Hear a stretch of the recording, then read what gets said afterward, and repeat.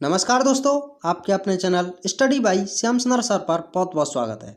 तो आज हम आपके लिए लेकर आए हैं बीए थर्ड ईयर एग्जाम के लिए पॉलिटिकल साइंस का पेपर, जो कि पेपर नंबर 3 होगा। तो इसकी आज हम यूनिट नंबर फर्स्ट को कंप्लीट करने जा रहे हैं, तो बने रहिएगा वीडियो के अंत तक। यदि आपने पॉलिटिकल साइंस के पेपर नंबर फर्स्ट के नोट्स नहीं देखे हैं तो आप हमारे चैनल की प्लेलिस्ट में जाकर देख सकते हैं। तो चलिए शुरुआत करते हैं बिना समय गवाए क्वेश्चन नंबर फर्स्ट से।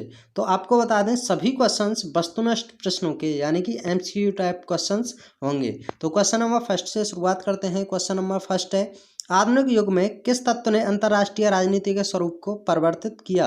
तो आंसर होगा डी, यानी कि निरंकुशता की नीति, शांति की समस्या और नवोदित राष्ट्र शीत युद्ध की। तो ऑप्शन नंबर डी सही हो जाएगा, उपयुक्त सभी। नेक्स्ट है, अंतर्राष्ट्रीय राजनीति अंतर्राष्ट्रीय संबंधों का मूल आधार है, यह दृष्टिकोण किस विद्वान का है? तो ऑप्शन नंबर बी सही हो जाएगा, मार्गेनथाउ का यह कथन है। नेक्स्ट क्वेश्चन होगा, अंतर्राष्ट्रीय राजनीति में शक्ति प्राप्ति के लिए संघर्ष और उसका प्रयोग ही अंतर्राष्ट्रीय राजनीति है, यह विचार किस विद्वान के हैं? तो ऑप्शन नंबर ए सही हो जाएगा, हैंस जे मार्गेनथाउ। नेक्स्ट है, अंतर्राष्ट्रीय राजनीति का विकास किस विश्व युद्ध के पश्चात मुख्य रूप से हुआ? तो ऑप्शन नंबर डी सही होगा, यानी कि शीत युद्ध, प्रथम विश्व युद्ध और द्वितीय विश्व युद्ध के बाद। तो ऑप्शन नंबर डी सही होगा, उपयुक्त सभी। नेक्स्ट है, अंतर्राष्ट्रीय राजनीति को विज्ञान मुख्यतः निम्न में से किस विद्वान ने माना है? तो ऑप्शन नंबर सी सही होगा, मार्गेनथाउ ने। नेक्स्ट क्वेश्चन होगा 6, अंतर्राष्ट्रीय राजनीति में यथार्थवादी सिद्धांत का प्रतिपादक कौन था? तो ऑप्शन नंबर सी सही होगा, एच जे मार्गेनथाउ। नेक्स्ट है, अंतर्राष्ट्रीय राजनीति का महत्वपूर्ण तत्व है? तो ऑप्शन नंबर डी सही होगा, राष्ट्रीय पहल, शक्ति और संघर्ष। ऑप्शन नंबर डी सही होगा, उपयुक्त सभी। नेक्स्ट क्वेश्चन होगा, अंतर्राष्ट्रीय राजनीति है तो किस तरह की राजनीति है? यह अंतर्राष्ट्रीय संबंधों पर विचार विमर्श करने के लिए विशिष्ट विचारधारा और राष्ट्र के बीच परस्पर घनिष्ठता पैदा करने वाली नीति और असुरक्षा की समस्या का समाधान करने वाली। तो ऑप्शन नंबर डी सही होगा, उपयुक्त सभी। नेक्स्ट है, निम्न में से कौन सा ऐसा विद्वान है जो अंतर्राष्ट्रीय राजनीति को एक स्वतंत्र विषय के रूप में मान्यता नहीं देता है? तो ऑप्शन नंबर डी सही होगा, PD merchant, George Kennan and Robert Loring. तो ऑप्शन नंबर डी सही होगा, उपयुक्त सभी।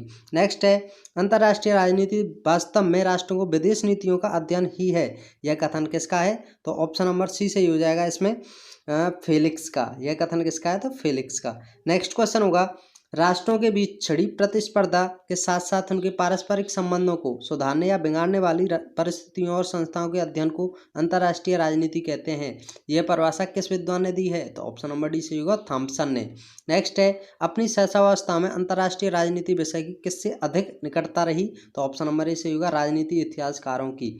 नेक्स्ट है, 1919 में वेल्स विश्वविद्यालय में अंतर्राष्ट्रीय राजनीति से पहले आचार्य पद को सुशोभित करने वाले कौन थे? तो ऑप्शन नंबर सी सही होगा, अल्फ्रेड जिम्बर्ट। नेक्स्ट क्वेश्चन होगा, किसने कहा था कि राष्ट्रों की विदेश नीति का अध्ययन अंतर्राष्ट्रीय राजनीति के अध्ययन का महत्वपूर्ण पक्ष है? तो ऑप्शन नंबर बी सही होगा, सॉन्डरमैन ने। नेक्स्ट है, कौन मानता है कि अंतर्राष्ट्रीय राजनीति राष्ट्रों के बीच निरंतर होने वाली शक्ति संघर्ष के अतिरिक्त कुछ नहीं है? तो ऑप्शन नंबर डी सही होगा, मार्गेनथाउ। नेक्स्ट है, निम्न में से कौन सा वक्तव्य गलत है? तो इनमें से आपको बता दें, ऑप्शन नंबर ई सही होगा, अंतर्राष्ट्रीय संबंध अंतर्राष्ट्रीय राजनीति पहलू है, यह बिल्कुल भी गलत है और सभी बिल्कुल सही हैं। तो नेक्स्ट क्वेश्चन होगा, राष्ट्रों के मध्य शक्ति के लिए संघर्ष तथा उसका प्रयोग अंतर्राष्ट्रीय राजनीति कहलाता है, यह कथन किसका है? तो ऑप्शन नंबर बी सही होगा, मार्गेनथाउ का। नेक्स्ट क्वेश्चन होगा, अंतर्राष्ट्रीय राजनीति के क्षेत्र के अंतर्गत नहीं आता, तो यह क्या नहीं आता है? तो ऑप्शन नंबर सी सही होगा, सिद्धांतों की खोज। जबकि शक्ति संघर्ष, राज्य व्यवस्था के संबंध और राजनीतिक नीतियां, ये सभी अंतर्राष्ट्रीय राजनीति के अंतर्गत आती हैं। नेक्स्ट है, अंतर्राष्ट्रीय राजनीति की विशेषता नहीं है, तो ऑप्शन नंबर ए सही होगा, शक्ति प्रयोग। नेक्स्ट है, अंतर्राष्ट्रीय राजनीति के अध्ययन की उपयोगिता क्या है? तो विश्व की ऐतिहासिक एवं सामाजिक परिस्थितियों का विश्लेषण करना और विदेश नीति में बौद्धिक गुणों का समावेश और विश्व शांति में योगदान, तो ये सभी हैं। तो ऑप्शन नंबर डी सही होगा, उपयुक्त सभी। नेक्स्ट क्वेश्चन होगा, मार्गेनथाउ पहला ऐसा सिद्धांतकार है जिसने यथार्थवादी सिद्धांत को ढंग प्रदान किया, तो ऑप्शन नंबर ए सही होगा, वैज्ञानिक। नेक्स्ट है, मार्गेनथाउ द्वारा प्रतिपादित यथार्थवाद के मौलिक तत्व क्या हैं? तो ऑप्शन नंबर बी सही होगा, 6। नेक्स्ट है, सर्वातीत यथार्थवादी विचारक कौन है? तो ऑप्शन नंबर सी सही होगा, मार्गेनथाउ। नेक्स्ट क्वेश्चन होगा, किस विचारक ने यथार्थवाद और आदर्शवाद का समन्वय करके यथार्थवादी उदारवाद का सिद्धांत दिया? तो ऑप्शन नंबर ए सही हो जाएगा, जॉन हर्ज ने। नेक्स्ट क्वेश्चन होगा, मार्गेनथाउ के दृष्टिकोण को शक्ति का अद्वैतवाद कौन सा विचारक मानता है? तो ऑप्शन नंबर ए सही होगा, स्टैनले हॉफमैन। नेक्स्ट है, अमेरिकन डिप्लोमेसी पुस्तक के लेखक कौन है? तो ऑप्शन नंबर बी सही होगा जॉन कैनन।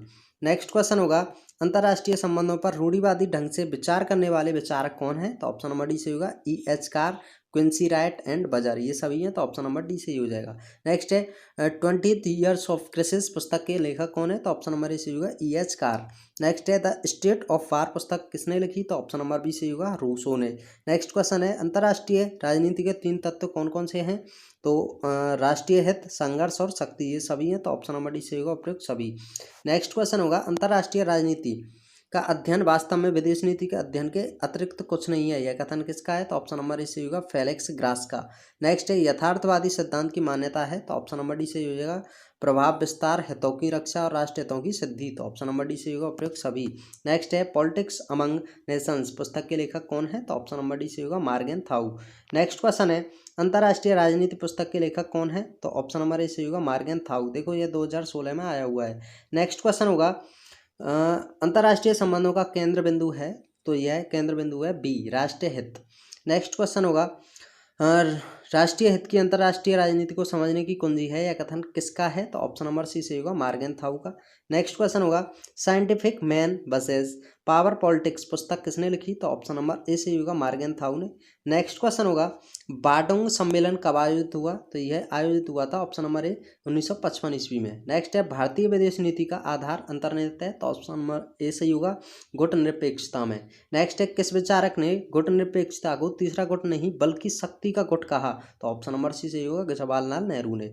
नेक्स्ट है संयुक्त राष्ट्र के मुख्य अंग कौन से हैं, कितने होते हैं? तो ऑप्शन नंबर ए सही होगा 6 प्रकार के अंग होते हैं। नेक्स्ट क्वेश्चन है संयुक्त राष्ट्र संघ के चार्टर को लागू करने की घोषणा कब की गई? तो ऑप्शन नंबर डी सही होगा 24 अक्टूबर 1945 में। नेक्स्ट है सामूहिक सुरक्षा की भावना को ध्यान में रखकर इनमें से किसकी स्थापना की गई? तो ऑप्शन नंबर बी सही हो जाएगा संयुक्त राष्ट्र संघ की।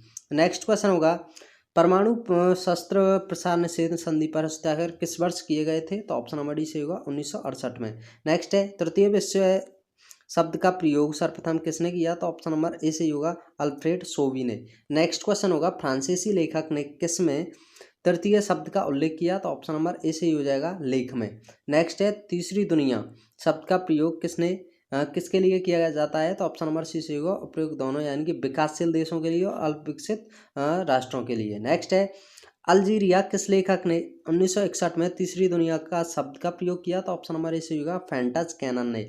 नेक्स्ट क्वेश्चन है तीसरी दुनिया को किस के परिप्रेक्ष्य में परिभाषित किया जाता है? तो ऑप्शन नंबर बी सही होगा विकास के लिए। नेक्स्ट क्वेश्चन होगा 50 नंबर क्वेश्चन है तीसरी दुनिया की परिधि में सम्मिलित है, तो यह एशिया, अफ्रीका और दक्षिणी यानी कि लैटिन अमेरिका क्षेत्र के नवोदित राज्य, ये सभी परिधि में सम्मिलित हैं।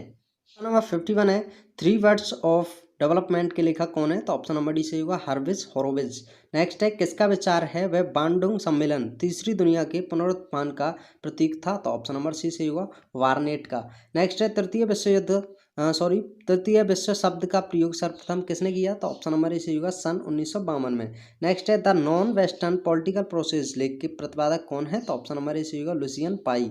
नेक्स्ट क्वेश्चन होगा अंतर्राष्ट्रीय कानून शब्द का प्रयोग सर्वप्रथम किसने किया? तो ऑप्शन नंबर ए सही हो जाएगा जेरमी बेंथम ने। नेक्स्ट है अंतर्राष्ट्रीय कानून का पर्यायवाची है? तो ऑप्शन नंबर सी सही होगा राष्ट्रों का कानून। नेक्स्ट है 1780 में सर्वप्रथम किस शब्द का प्रयोग किया गया? तो ऑप्शन नंबर बी सही हो जाएगा अंतर्राष्ट्रीय कानून का। नेक्स्ट है इंटरनेशनल लॉ पुस्तक के लेखक कौन है? तो ऑप्शन नंबर बी सही होगा ओपनहीन। नेक्स्ट क्वेश्चन होगा अंतर्राष्ट्रीय कानून एक कमजोर कानून है, यह कथन किसका है? तो ऑप्शन नंबर डी सही होगा ओपनहीन का। नेक्स्ट है मत्स्य न्याय की धारणा को गलत साबित किसने किया? तो ऑप्शन नंबर डी सही हो जाएगा अंतर्राष्ट्रीय कानून ने। नेक्स्ट है थ्योरी ऑफ इंटरनेशनल रिलेशन किसका शोध लेख है? तो ऑप्शन नंबर सी सही होगा केनेथ बोल्टज का। नेक्स्ट क्वेश्चन होगा अंतर्राष्ट्रीय कानून की कमजोरियां क्या हैं? तो ऑप्शन नंबर सी सही हो जाएगा, यानी कि न्यायपालिका संबंधी दोष और कार्यपालिका संबंधी दोष, तो ऑप्शन नंबर सी सही होगा उपयुक्त तो दोनों। नेक्स्ट है अंतर्राष्ट्रीय राजनीति का निकाय परक दृष्टिकोण अन्य किस नाम से जाना जाता है?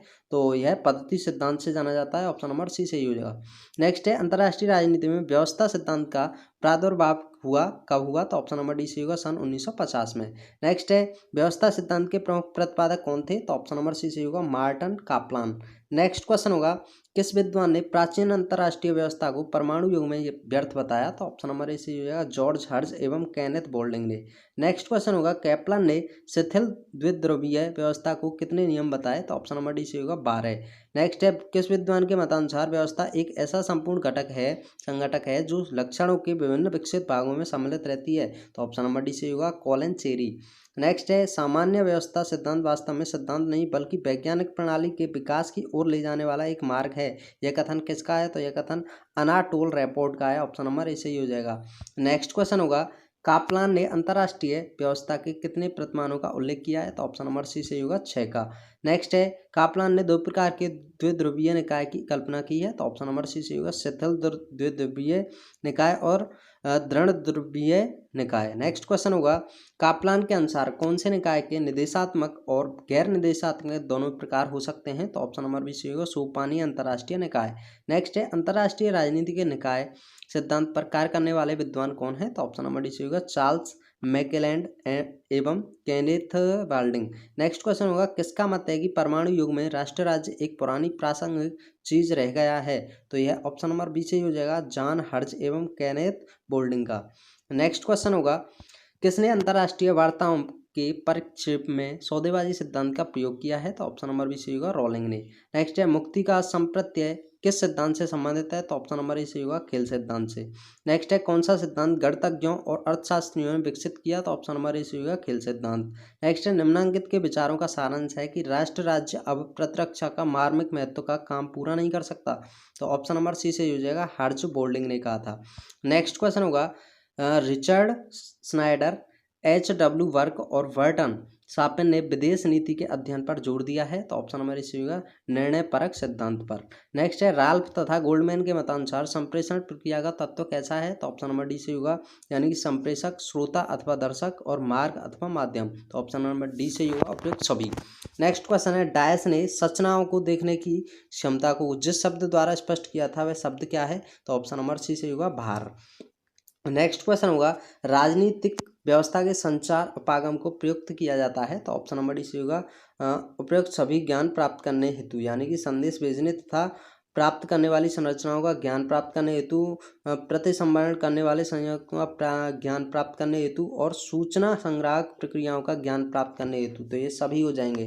नेक्स्ट डायस की अवधारणा को विभक्त किया जा सकता है? तो ऑप्शन नंबर डी से होगा विनिश्चयन प्रक्रियाओं से संबंधित प्रक्रियाओं के वर्ग में और सूचना प्रवाह वर्ग में और संक्रियात्मक वर्ग में। तो ऑप्शन नंबर डी से होगा उपयुक्त सभी में।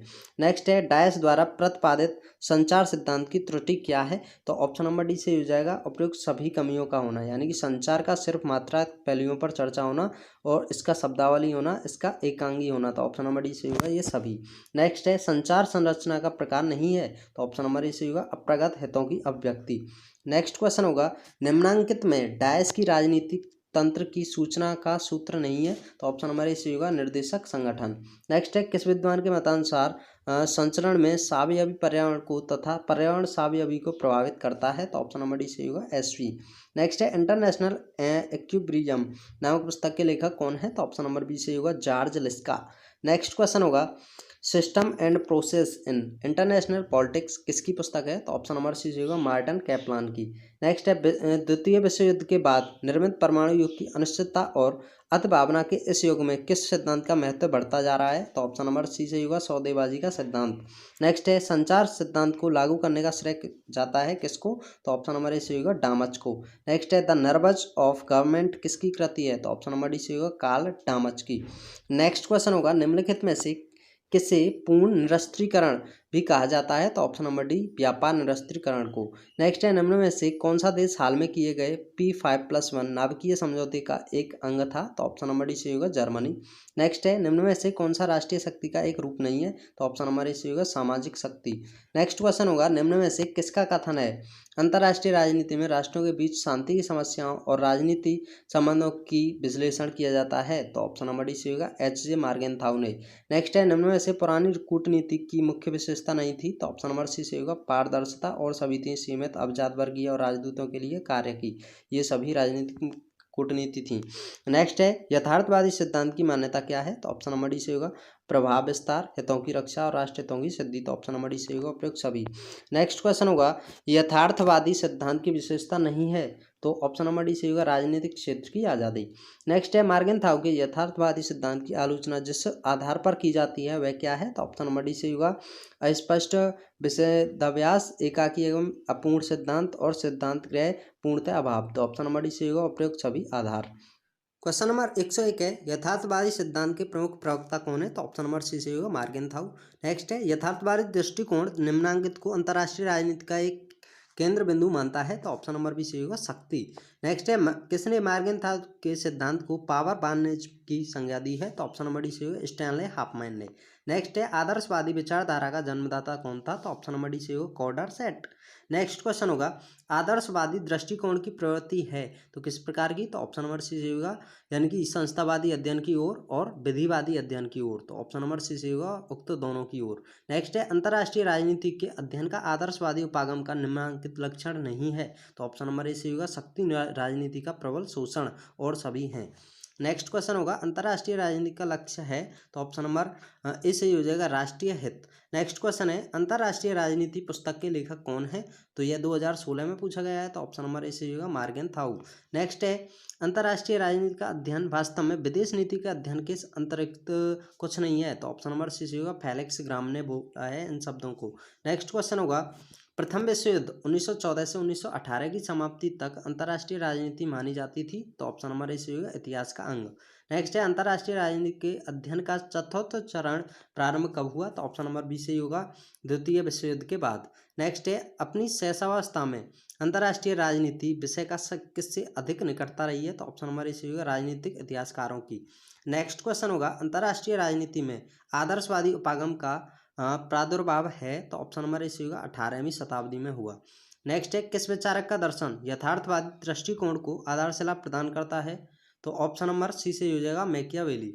नेक्स्ट है अंतर्राष्ट्रीय राजनीति प्रत्येक राजनीति की तरह शक्ति हेतु संघर्ष है किस विचारक के अनुसार, तो ऑप्शन नंबर ए सही होगा एच मार्गेनथाउ के अनुसार। नेक्स्ट है अंतर्राष्ट्रीय राजनीति के अध्ययन को वैज्ञानिक स्वरूप देने में किस उपागम की महत्वपूर्ण भूमिका रही, तो ऑप्शन नंबर डी सही होगा व्यवहारवादी उपागम की।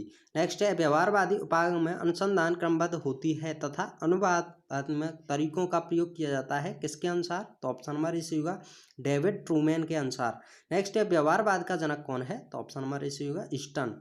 नेक्स्ट क्वेश्चन होगा 1960 के दशक में व्यवहारवादी सिद्धांत पर शक्तिशाली प्रहार किया, तो ऑप्शन नंबर डी सही होगा डेविड ईस्टन ने। नेक्स्ट है उत्तर व्यवहारवाद के जनक कौन है, तो ऑप्शन नंबर ए सही होगा डेविड ईस्टन। नेक्स्ट है अंतर्राष्ट्रीय राजनीति में यथार्थवादी प्रतिमान विकसित किया गया, तो ऑप्शन नंबर ए सही होगा एच मार्गेनथाउ ने। नेक्स्ट क्वेश्चन होगा शक्ति यह अन्य शक्तियों के मस्तिष्कों और कार्यों पर मनुष्य का नियंत्रण है, यह किसने कहा, तो ऑप्शन नंबर सी सही होगा मार्गेनथाउ ने कहा था। नेक्स्ट है किस विचारक ने राजनीतिक विज्ञान को मूल्यों के सत्तात्मक आवेदन का अध्ययन माना है, तो ऑप्शन नंबर बी सही होगा ईस्टन ने।